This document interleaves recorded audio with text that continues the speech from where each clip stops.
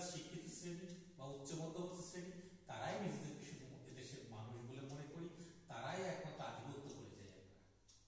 কিন্তু তার বাইরে যে বৃহত্তর মানব শ্রেণী আছে, সারা বিশ্বে যেমন আছে, ভারতবর্ষে তেমনি আছে, বাংলাতেও ঠিক তাই আছে। অর্থাৎ বঙ্গজীবনের 10% মানুষের মধ্যে রবীন্দ্রনাথ এখনো সীমাবদ্ধ। 90% মানুষের কাছে রবীন্দ্রনাথ পৌঁছায়। এই 90% যে বঙ্গ সমাজ সেখানে না পৌঁছায়, আমরা বঙ্গজীবনে রবীন্দ্রনাথ আলোচনা করাটা বৃথা। তার মানে আমি যখন বঙ্গজীবনে রবীন্দ্রনাথ আলোচনা করব, এই মাত্র 10% বাঙালির চিন্তা, চেতনা, ভাবনা, গবেষণা, তার প্রতিফলন রবীন্দ্র রচনায় কোথায়, কিংবা রবীন্দ্রনাথকে তারা কিভাবে গ্রহণ করেছে, রবীন্দ্রনাথকে তারা কিভাবে তাদের সমাজ ভাবমূর্তি কিংবা তাদের জীবনযাপনে, চলায়, চিন্তায়, আধ্যাত্মিকতায়, সুখ দুঃখ, ব্যথা বেদনায় কি করে অনুভব করছে, সেটাই বারবার ফিরে আসছে।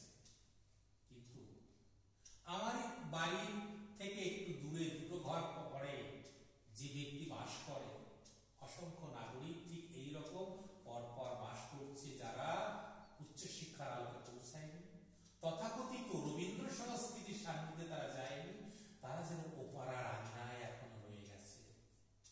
যাদের কাছে বাউল গান, যাদের কাছে কীর্তন, যাদের কাছে লোকসঙ্গীত, যাদের কাছে লোককবিতা, ছড়া, এই সমস্ত পৌঁছে গেছে, রবীন্দ্রনাথের সাহিত্য, সৃষ্টি, গান বেজে গেলেও, কানে লাগলেও মর্মে পৌঁছায়নি তারা। কীর্তন গান দূরের, তার নাম শুনলেই ছুটে যায় দলে দলে, তারা বলে দিতে পারে কোন পালা কি।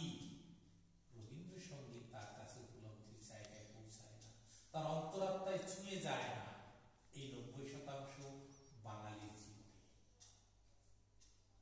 যদি আমরা সেটা দেখতে যাই, কেন ছুঁয়ে যায় না?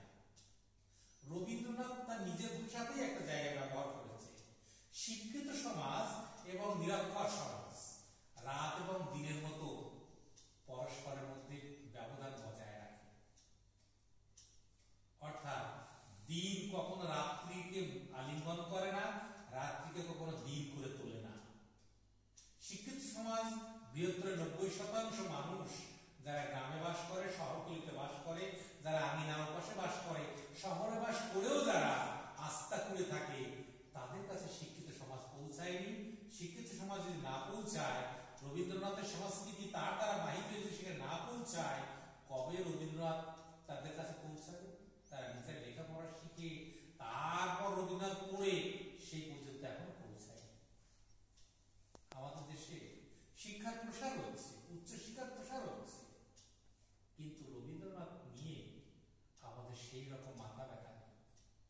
বরং মেয়েটির বিয়ে হচ্ছে না মধ্যবিত্ত সমাজে, উচ্চবিত্ত সমাজে, কটার 4-5টা রবীন্দ্রসঙ্গীত শিখিয়ে রাখো, কিংবা সমাজের ভাবমূর্তি উজ্জ্বল রাখার জন্য রবীন্দ্র সংস্কৃতি চর্চা হয়, মাঝে মাঝে যাই বাড়িতে রবীন্দ্রনাথের লেখা বই আছে, এটাকে আমরা একটা অলংকার হিসাবে ব্যবহার করি। এই 10% উচ্চবিত্ত বা শিক্ষিত এলিট ক্লাস বাঙালি। কিন্তু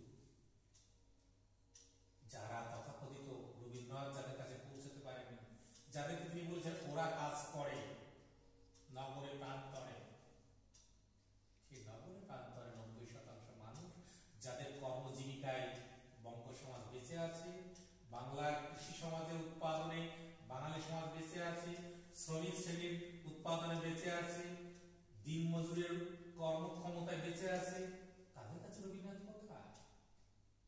তাদের ঘরে রবীন্দ্রনাথ কোথায়?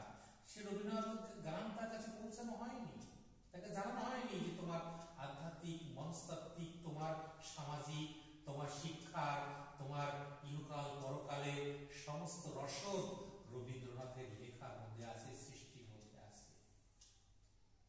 তাকে বোঝানো হয়নি। তাকে কিন্তু আমরা এদের বোঝাই, এই 90% মানুষ অতি সহজেই বোঝায় তোমাকে কি পুজো করতে হবে, কোন ধর্মে ব্যাখ্যা করতে হবে, কোথায় তোমাকে কি করতে হবে, এটা আমরা বলতে দ্বিধা করি না। কি